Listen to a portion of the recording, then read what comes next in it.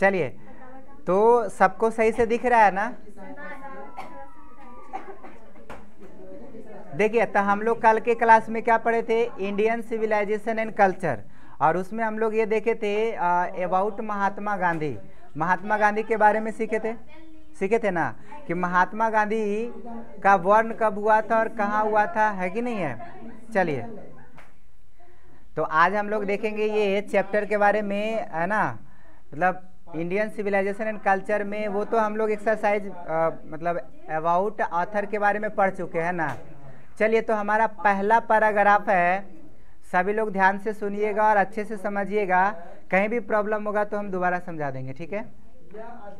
देखिए, सबसे पहले क्या कहता है पहला पैराग्राफ में, आई बिलीव दैट, मैं मानता हूं कि the civilisation India has evolved is not to be beaten in the world. Bharat में विकसित सभ्यता को दुनिया में चुनौती नहीं दिया जा सकता। जो भारत में सभ्यता है ना, विकसित इवॉल्वेड सिविलाइजेशन जो है, दुनिया में आज तक कोई भी भारत के सभ्यता को चुनौती नहीं दे सकता है। साथ ही साथ कहता है, nothing can equal the seeds sown by our ancestors. हमारे पूर्वजों द्वारा बोए गए बीजों के बराबर कुछ भी नहीं हो सकता। ये जो हमारे एंसेस्टर थे, हमारे पूर्वज थे, उन्होंने जो बीज बोया था इंडिया में, जो उनका बीज था, उसके बराबर कुछ भी नहीं हो सकता। रोम बेंट, रोम दुनिया से मिट गया। Greece share the same fate, the might of the Pharaohs was broken. Greece की वही हाल हुआ। देखो, रोम भी दुनिया से चला गया, ग्रीस का भी वही हाल हुआ, ग्रीस भी मिट गया। लेकिन कहता है ना, फिरौन के बल भी टूट गए। फिरौन भी है एक कहता है, मिस्र का राजा जो होता है ना, सम्राट, उसको फिरौन कहा जाता है, ठीक है? तो मिस्र का जो सम्राट है फिरौन, उसका भी जो है बल टूट गया। Japan has become westernised, Japan भी पश्चिमी देशों जैसा बन गया। अब China nothing can be said, चीन जो है ना, चीन का कुछ भी नहीं कहा जा सकता, क्योंकि चीन का भी वही हाल है। कहता है, but India has still, India is still,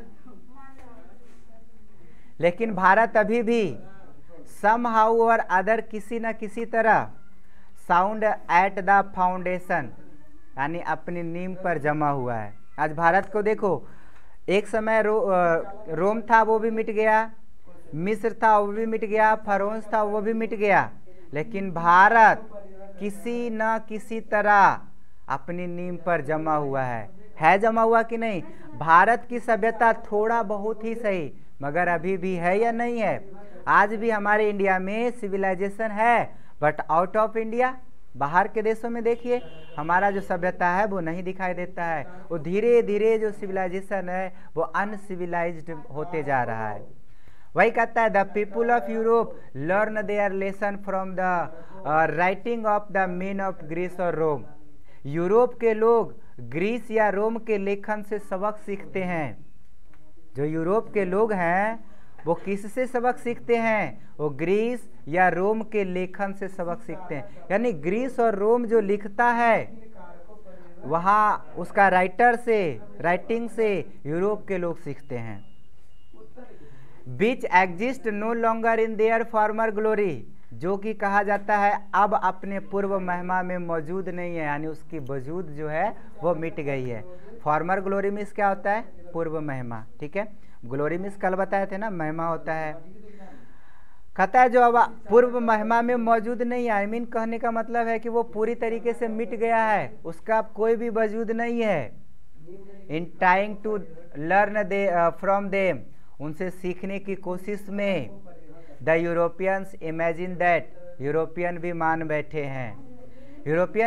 बैठे हैं कि they will avoid the mistake of Greece and Rome, वे ग्रीस और रोम की गलतियों से बच जाएंगे। देखिए, अब बताए थे तो पहले जो है ग्रीस, फिर रोम, फिर फारोन्स, सभी मिट गया, लेकिन यूरोप यहाँ पर क्या मान बैठा है कि जो गलती वो सब दोहराया है, हम अगर वो गलती नहीं दोहराएंगे तो हम बच जाएंगे।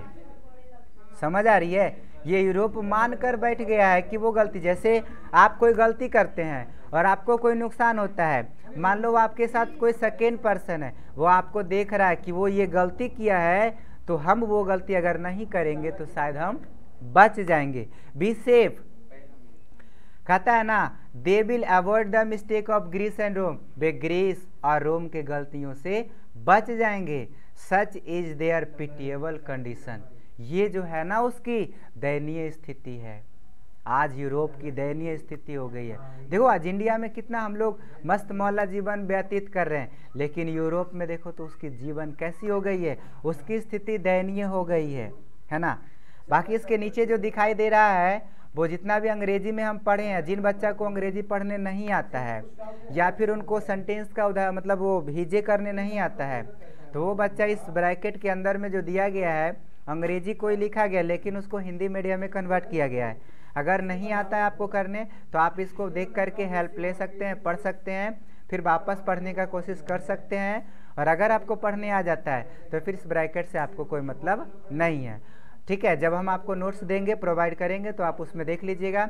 जैसे कमेंट में आया था सर हमको पढ़ने नहीं आता, बहुत सारा ऐसा बच्चा होता है जिसको पढ़ने नहीं आता है। अगर पढ़ने नहीं आता है तो ब्रैकेट में दिया हुआ है ना, आप उसको देख करके आराम से पढ़ सकते हैं। इंग्लिश का टेंशन खत्म कर दो, ठीक है। चलिए, तो ये हमारा पहला पैराग्राफ था, ठीक है। पहला पैराग्राफ समझ में आ गया। आइए सेकेंड वाला पैराग्राफ चेक करते हैं, देखते हैं।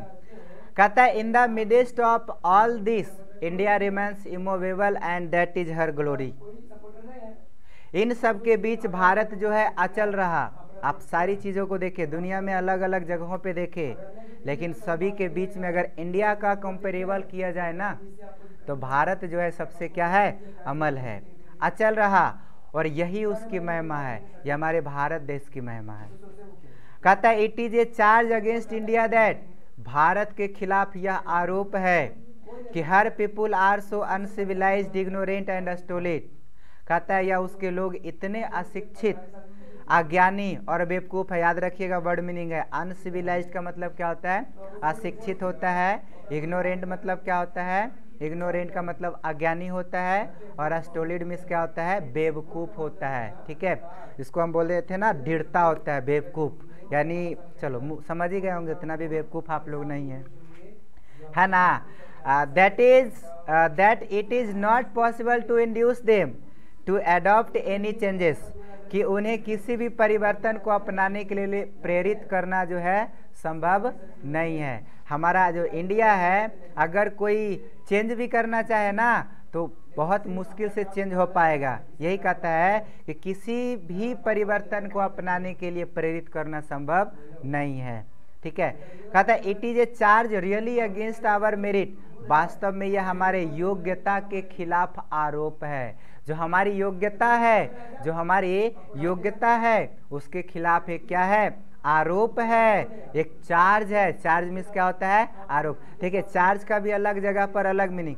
एक चार्ज तो बैंक में जाओ तो पैसा होता है, फिजिक्स में पढ़ो तो चार्ज मतलब आवेश होता है, और यहाँ पर चार्ज का मतलब आरोप होता है। जब केस में आ जाओ, मतलब मर्डर केस में आ जाओ, तो चार्ज का मतलब क्या हो जाता है, आरोप। यानी आपके ऊपर चार्ज है तो हम कह सकते हैं कि आप पर क्या है, आरोप है। तो चार्ज का मतलब क्या होता है, आरोप होता है, ठीक है। कहता है किसी भी परिवर्तन को अपनाने के लिए प्रेरित करना संभव नहीं है, और वास्तव में हमारी योग्यता के खिलाफ क्या है, आरोप है। It is a charge really against our merit, but we have tested and found true on the anvil of experiences. कहता है जिसे हमने अपने अनुभव की निहाई पर परखा और सही पाया। हमें बदलने की साहस ना करें, है ना। बी डेयर नॉट चेंज, हमें बदलने की साहस ना करें। Many thrust their advice upon India, कईयों ने भारत पर अपनी सलाह थोपी। बहुत सारे ऐसे देश हैं जो इंडिया को बताया, अपना सजेस्ट किया, सलाह दिया। थ्रस्ट का मतलब क्या होता है, थोपना। यहाँ पर वर्ड मीनिंग नोट कर लीजिएगा। थ्रस्ट मतलब क्या होता है, थोपना। कईयों ने भारत पर सलाह दिया, भारत को बताया, उसको थोपने का भी प्रयास किया, है ना। And she remains steady, this is her beauty, पर भारत जो है ना स्थिर रही, यही हमारी सुंदरता है। और it is the sheet anchor of our hope, और यही हमारे उम्मीद का मुख्य आधार है। पैराग्राफ 1 में हम क्या बताए थे? मैं मानता हूं कि, गांधी जी का कहना है, मैं मानता हूं कि भारत में विकसित सभ्यता को दुनिया में चुनौती नहीं दिया जा सकता।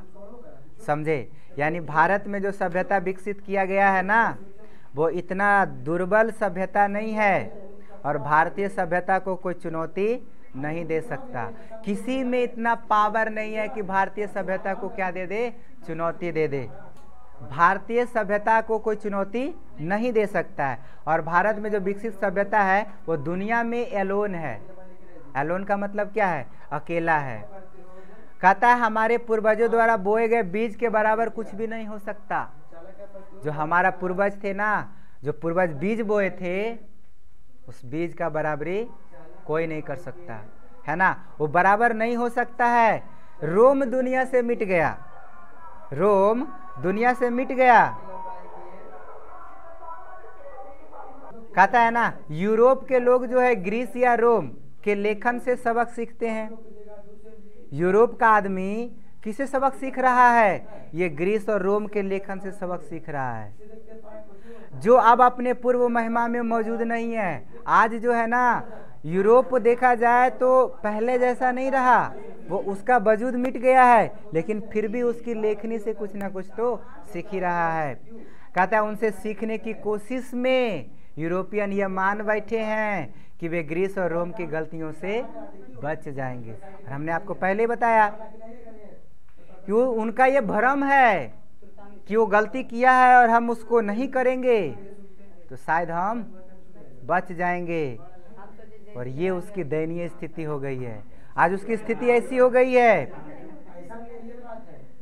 अब आगे कहता है, इन सब के बीच भारत देखो अचल है। और ये भारत की क्या है? महिमा है। आज भी भारत में काफ़ी फेस्टिवल मनाते हैं। ये भी तो एक संस्कृति है ना। जितने भी त्यौहार वगैरह इंडिया में मनाया जाता है, एक तरह का क्या है? संस्कृति है।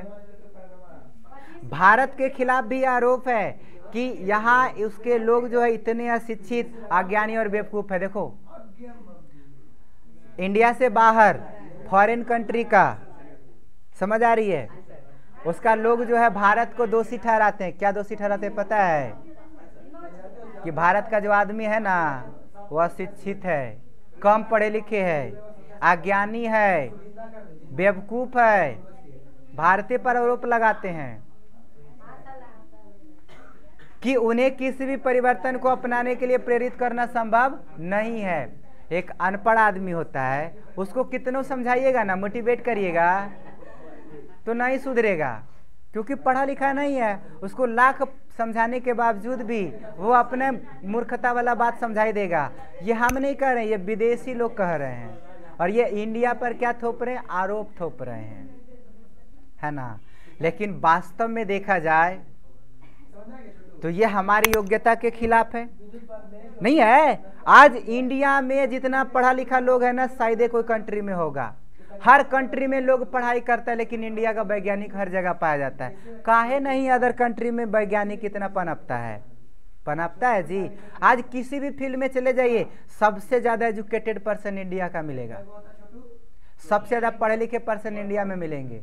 और इंडिया का जो लोग है हर एक देश में, चाहे सऊदीया में चले जाइए, वो अमेरिका में चले जाइए, जापान में चले जाइए, चीन में चले जाइए, कहीं भी चले जाइए, भारत का आदमी हर जगह मिलेगा।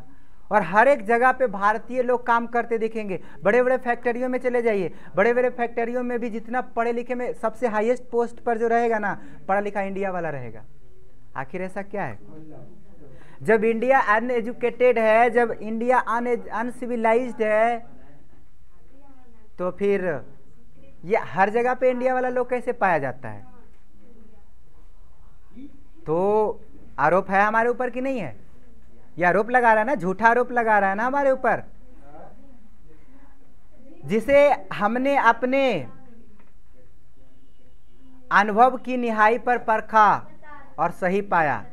हमने देखा, जहाँ भी जाते हैं इंडिया के लोग मिलते हैं, जहाँ भी जाते हैं वहाँ पढ़े लिखे लोग, जहाँ भी सबसे बड़े बड़े पोस्ट पर देखते हैं इंडिया के लोग मिलते हैं। जब इंडिया के लोग जो है अनएजुकेटेड है, तो कैसे इतने बड़े पोस्ट पर पाए जाते हैं? तो जब हम इसको परखे, देखे, तो ये क्या पाया गया, सही पाया गया। हमें बदलने की साहस ना करें, be dare not change. Many thrust their advice upon India, कईयों ने भारत पर अपनी सलाह थोपी, ऐसे करो वैसे करो, ऐसे करोगे तो विकास होगा। आज मोदी बाबा को देख लो, इंडिया से बाहर जाते हैं तो वो इंडिया के जो लोग होते, सॉरी भारत के बाहर जो लोग होते हैं कितना चढ़ बढ़ के स्वागत करते हैं, करते कि नहीं करते। अभी ना गए थे अमेरिका दौरा पे, और भी कहाँ कहाँ गए थे, तो वहाँ वो क्या बोलता है, शिव जी की स्तुति गाया गया, जबकि हम इतना जानते हैं कि इंडिया में ही संस्कृत चलता है, लेकिन भारत के बाहर शिव जी का स्तुति कहाँ से आया। इतने धूमधाम से मोदी जी का स्वागत किया गया और काफी शिव तांडव किया गया था। जो देखते अभी देखिए ना, वीडियो उलट के देखिए यूट्यूब पे, जी न्यूज वगैरह वगैरह पे, जो दौरा पे गए थे। जो लोग दूसरा को सजेस्ट करते हैं कि आप ऐसे करिए, पहले खुद के आंचल को उठा के देखिए कि क्या आप वैसे है जी, नहीं है ना। आज हमारे इंडिया को सजेस्ट करते हैं, उनको मतलब सलाह देते हैं कि ऐसे करना चाहिए, लेकिन देखा जाए तो हमारा इंडिया उसमें से नहीं है ना। पर भारत जो है ना, and the remains steady, this is her beauty. Bharat स्थिर रही और यही हमारी सुंदरता है। पर भारत नहीं हिला है, चाहे दुनिया हिल जाए तो हिल जाए, लेकिन भारत नहीं हिला। ये अपने आप में अडिग है और यही भारत की क्या है, सुंदरता है। समझ आ गया। और सुंदरता के साथ साथ it is the sweet anchor of our hope, और यही हमारी उम्मीद का मुख्य आधार भी है। हमारी भी तो उम्मीद भारत से है कि हम भारतीय हैं, और भारतीय होने के नाते हम पर फर्ज बनता है कि दुनिया अगर मुझे हिलाने के भी प्रयास करे तो हम नहीं। अब अमेरिका वाला आएगा और बोलेगा चाचू, मतलब अंग्रेजी में बोलेगा, आपको समझा देगा और कहेगा कि इंडिया में ऐसा होता है, चलो हमारे अमेरिका में ऐसा होता है, तुम बहुत अच्छा बन जाओगे, तो आप सही मान लीजिएगा, सही मानकर चल जाइएगा उसके साथ। बेवकूफ़, इतना जिंदगी भर इंडिया में रह रहे हो, तुमको ये भी नहीं पता है कि इंडिया हमारा कैसा है।